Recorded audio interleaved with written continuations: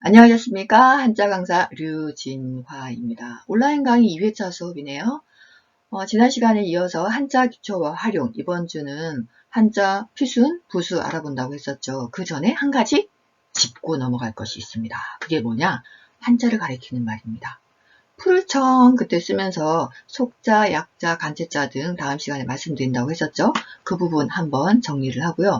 그리고 필순의 원칙 11가지, 연필, 볼펜 지우개 혹은 연습장 준비되셨죠?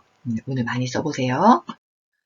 자, 여기 제가 사진 한 장 찍었습니다. 한자를 가리키는 말 밑에 예술회관 있죠? 이건 인천 지하철 1호선 예술회관 7번 출입구에 있는 표지판입니다. 여기 보시면 한글로 예술회관 표기가 되어 있고 한자가 두 가지 모양으로 표기가 되어 있습니다. 예. 한쪽은 중국에서 쓰는 간제자이고 한쪽은 일본에서 쓰는 약자, 약자를 신자체라고도 하거든요. 입니다. 자, 어떤 게 번째자일까요?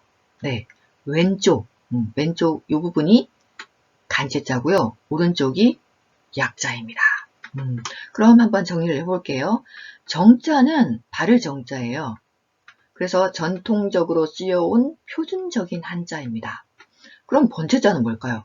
번째자는 번자 보시면 복잡하게 생겼죠. 번거로울 번자입니다. 정자를 달리 중국에서 번째자라고 합니다. 낮잡아서 부르는 말입니다. 왜 낮잡아서 번째자라고 굳이 부를까요? 중국에서는 간체자를 씁니다. 간체자 할 때 간자가 간략할 간, 줄일 간자입니다. 왜 간체자를 쓰게 됐을까요? 옛날부터 간체자를 썼을까요? 중국에서? 그렇지 않습니다. 중국이 1949년 모택동이 중화인민공화국을 수립을 하죠. 그리고 나서 중국 발전을 저해하는 요인이 뭔가 했더니 문맹이라는 겁니다. 문맹이 뭐죠? 그럴 문자에다가 장림맹자예요. 장림맹자는 망할 망 밑에 망했다. 뭐가? 눈목입니다. 눈이 망하면 어떻게 되죠? 시각장애인 되는 거죠. 눈뜬 장님이라는 겁니다. 한자가 적게는 6만자, 많게는 8만자라고 하는데 그 한자를 중국 사람들이 읽고 쓸 수 없는 사람이 그 당시 인구가 3억 6천만 정도, 4억에 조금 못 미쳤으니까 80%였다고 해요. 80%라고 하는 것은 3억 가까이 되는 사람들이 한자를 읽고 쓸 수가 없다는 겁니다. 왜? 너무 많고 복잡하기 때문에. 그래서 중국 공산당에서 1964년부터 한자 간화 방안 발표 이후 1964년부터는 간체자를 쓰게 합니다. 그리고서는 번체자는 낮잡아서 부르게 되는 거죠. 그래서 이제 그럼 이 간체자로 공부를 하는 게 좋을까? 정자로 공부를 한자를 하는 게 좋을까요? 정답? 정자부터입니다. 왜냐? 쉬운 예를 들어볼게요. 말씀 원자가 있어요. 말씀 원자를 이렇게 쓰죠. 이것을 세 부분으로 분해를 해보겠습니다. 말씀 원자는 위에 머리, 돼지의 머리예요. 부수 이름이 머리두입니다. 그리고 그 밑에 두이가 붙었어요. 그 밑에 뭐가 있습니까? 입이 있죠? 두이와 입구 해체를 했더니 이렇게 세 부분으로 나눠지네요. 그래서 말이라고 하는 것은, 이 말이라고 하는 것은 머리로 두 번 생각하고 입으로 말하는 것이다. 근데 이 말씀원을 간체자로는 이렇게 쓰거든요. 여기에 이런 깊은 뜻이 담겨 있습니까? 없죠. 그래서 정자가 한자 공부에 있어서는 더 큰 도움이 됩니다. 그러므로 정자부터 공부를 하심이 바람직합니다. 그리고 이제 약자, 세 번째 약자가 있죠. 약자는 간략하다 할 때 줄일 약자를 쓸 거예요. 간략하다 할 때 줄일 간자를 써서 간체자이고 간략하다에 줄일 약자를 써서 약자입니다. 표준적인 정자의 점이나 획 일부를 생략하여 간략하게 한 글자, 같은 의미예요. 일본 상용 한자가 2136자, 1949년에 이렇게 발표를 하고서 이 정자를 2136, 정자 중 2136자를 신자체, 약자와 같은 의미예요. 로 바꿔서 씁니다. 네. 그리고 속자가 있죠. 속자는 풍속 속자입니다. 네, 세간에서 널리 쓰이는 한자입니다. 간체자와 약자, 속자를 구분하지 않고 쓰는 경우가 있는데 오늘 확실하게 한번 구분을 해보겠습니다. 여기 보시면 아까 예술회관 할 때 예자가 제주 예자, 이게 정자예요. 좀 복잡하게 생기긴 했죠. 이것을 중국 간체자로는 풀초 밑에 세을자를 써서 이렇게 바꿔 쓰고, 약자, 일본의 약자, 신자체로는 이렇게 쓰고요. 여기 넉넉할 풍년풍자, 복잡해 보이긴 하지만 이 글자는 어떻게 탄생이 됐느냐. 위에 복잡한 글자 밑에 보면 콩두가 있죠. 이 콩두는 사실은 콩두라는 뜻도 있지만 제기라는 뜻도 있습니다. 제기가 뭐죠? 제사상에 올리는 그릇을 말하죠. 그 제기 중에서도 이렇게 목이 긴 제기가 있어요. 짧은 제기도 있지만 목이 긴 제기가 있죠. 이 제기 모양을 상형한 겁니다. 이 제기에다가 제사 음식을 이렇게 높이 쌓아 올린 모양을 상형하여 만든 글자입니다. 이것을 이렇게 간체자로 간략하게 줄이면 물론 익히기는 쉽겠죠. 그러나 이런 깊은 뜻을 찾아볼 수는 없습니다. 약자, 일본 약자에서는 윗부분을 이렇게 비슷한 글자 구불국자로 바꿔서 썼고요. 자, 여기 노풀고를 보시면 속자를 구분할 수 있습니다. 정자, 간체자, 약자는 노풀고 모양이 모두 똑같죠. 그런데 속자, 이거 우리 많이 쓰는 글자죠. 속자로는 이렇게 높이 쌓아 올린 지 모양을 상형해서 만든 글자예요. 요거와 비슷한 종류의 글자가 아마 정자정이 있죠. 정자정도 이 입구 부분을 노불고와 마찬가지로 이렇게 바꿔서 씁니다. 정자정의 속자입니다. 이와 유사한 글자가 또 이런 글자가 있죠. 큰 입구 안에 입구 하나 더 넣고 돌회자, 회갑 할 때 요것도 안에 입구를 이렇게 바꿔서 쓰는 글자, 이런 것들이 속자입니다. 즉 속자는 간체자에도 약자에도 포함되지 않으면서 쓰여지는, 세속에서 쓰여지는, 편하게 쓰기 위해서 쓰여지는 글자들이 속자입니다. 저는 유진화할 때 성씨 유가 버드나무 유자인데요. 버들유씨인데 원래는 나무목에다가 토끼묘를 써야 되거든요. 이 토끼묘 쓰기가 좀 번잡하다, 불편하단 말이죠. 그래서 속자로는 전역석으로 바꿔서 씁니다. 예. 이런 것들이 속자가 있습니다. 자, 정자, 간체자, 약자, 속자 정리되셨죠? 그럼 이제 본격적으로 필순 원칙 공부해 보겠습니다. 필순 원칙을 공부하기 전에 한자는 점, 선으로 이루어져 있는데 그 점과 선을 획이라고 합니다. 획. 왜 획이라고 하느냐? 획자를 보시면 이렇게 생긴 글자 옆에 칼도예요. 칼도가 들어가 있는데 옛날에 글씨를 붓이나 볼펜이 만들어지기 전에는 필기구가 없었겠죠. 그때는 뾰족한 돌이나 쇠 같은 걸로 새겼겠죠. 그래서 이게 새길 획자가 들어가는 겁니다. 그래서 점획, 가로획, 세로획, 이렇게 가는 것은 삐침획, 오른쪽으로 가는 것은 파임, 이렇게 올리는 것은 갈고리, 이렇게 획들의 이름이 있습니다. 그래서 혹시 생소하실까봐 그 획들의 이름을 제가 한번 말씀을 드렸고요. 필순 11가지 원칙이 있는데 순서는 상관이 없습니다. 간단한 것부터 첫 번째 원칙, 왼쪽에서 오른쪽이라고 했는데요. 왜 왼쪽에서 오른쪽일까? 여기 제가 보는 논어라는 책의 일부분에 이제 사진을 찍어서 이렇게 올렸는데요.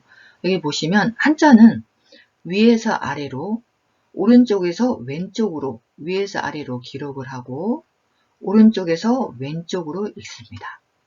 그래서 쓸 때도 보시면 여기 문인이 이렇게 했는데 글자를 쓸 때 오른쪽에서 왼쪽으로 쓴다고 생각해 보십시오. 붓으로 쓴다. 그러면 오른쪽에서 쓰고 왼쪽으로 넘어가는 사이에 오른쪽에 썼던 그 획이 손에 묻겠죠. 그렇죠. 그래서 왼쪽에서 오른쪽으로 넘어가면 왼쪽에서 썼던 그 부분이 손에 묻지 않습니다. 그 원리를 이해하시면 필순이 쉽습니다.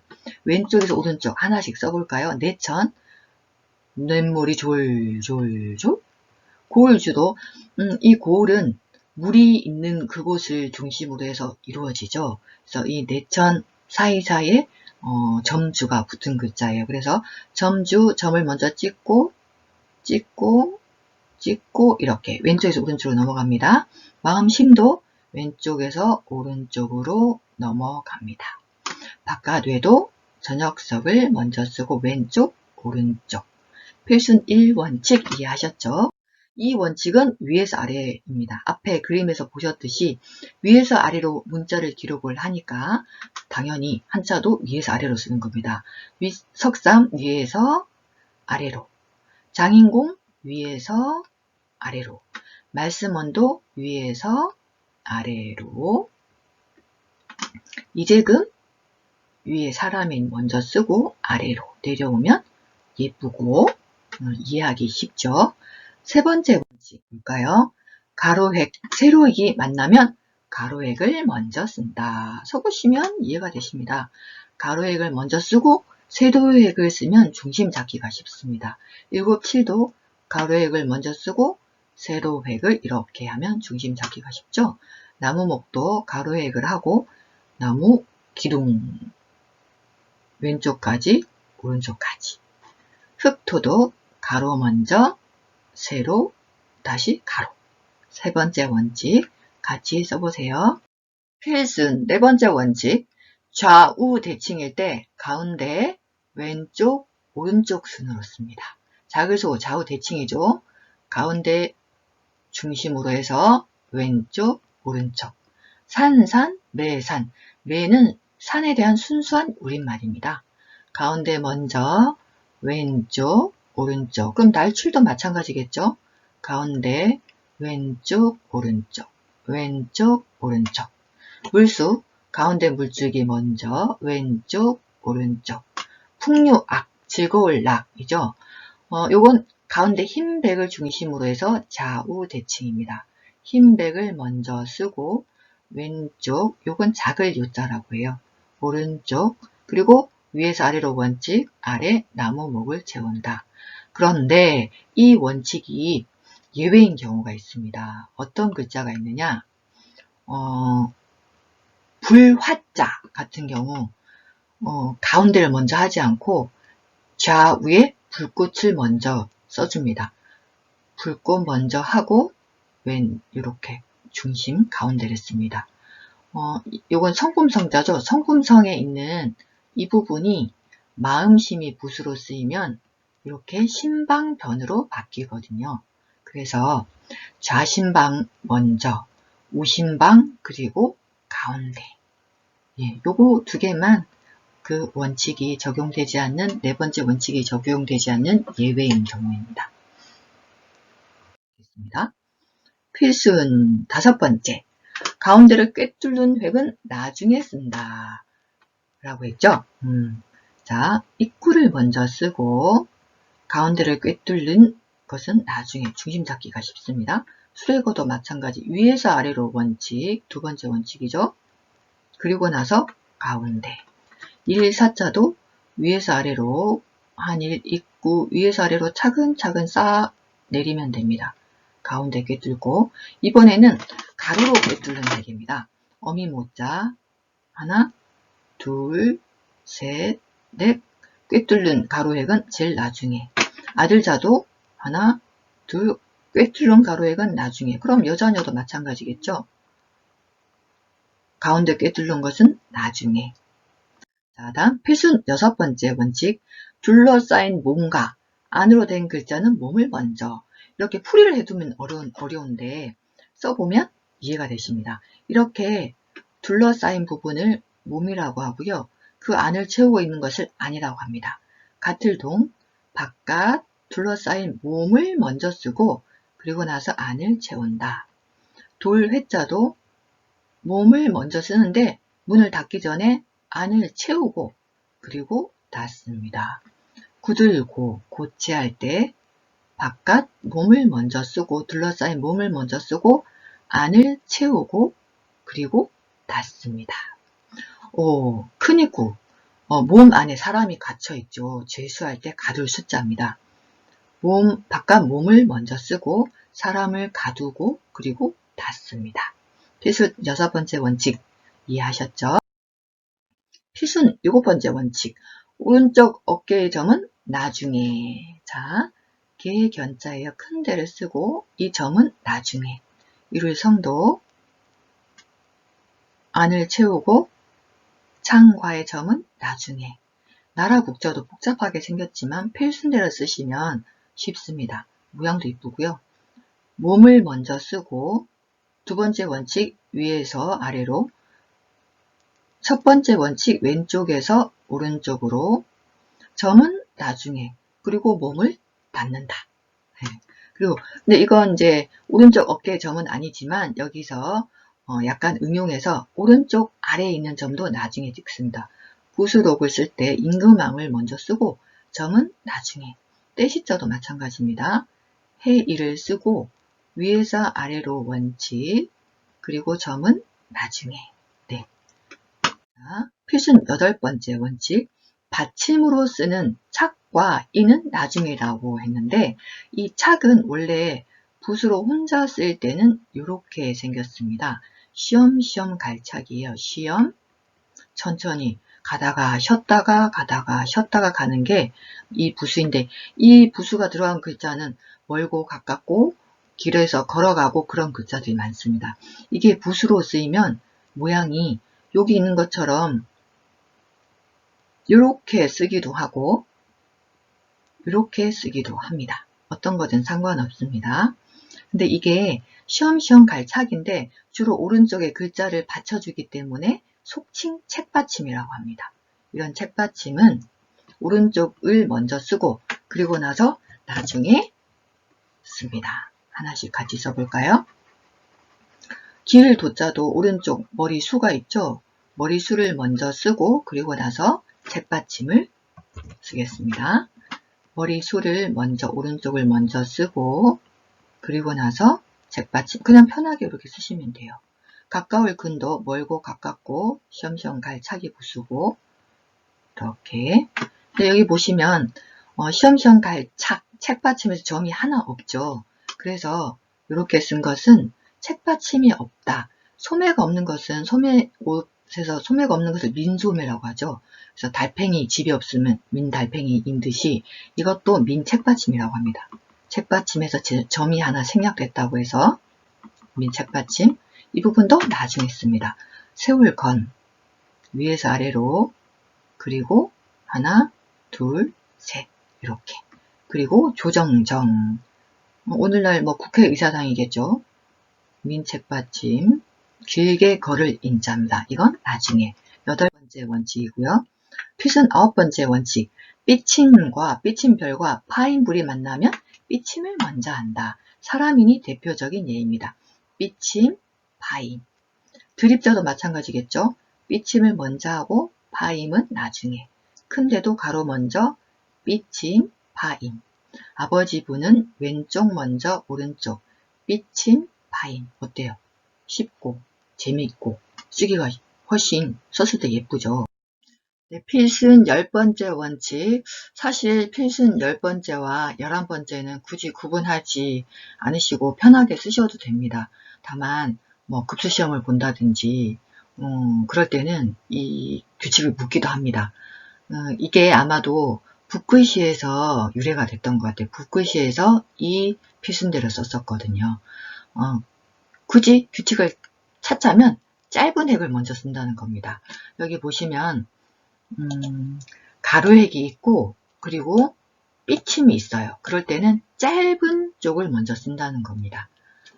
자, 그럼 있을제를 써보면 이렇게 가로핵이 짧고 삐침은 길게 쓴다는 거죠. 그리고 나서 채우고 왼자도 짧은 가로핵을 먼저 하고 삐침 멋스럽게 길게 삐치고 오른쪽 장인공을 채우면 왼자는 왼쪽을 줄임말입니다. 왼쪽 자. 버드도 가로획하고 삐침. 또 우를 쓰면 버두가 되죠. 필순 마지막 11번째 원칙.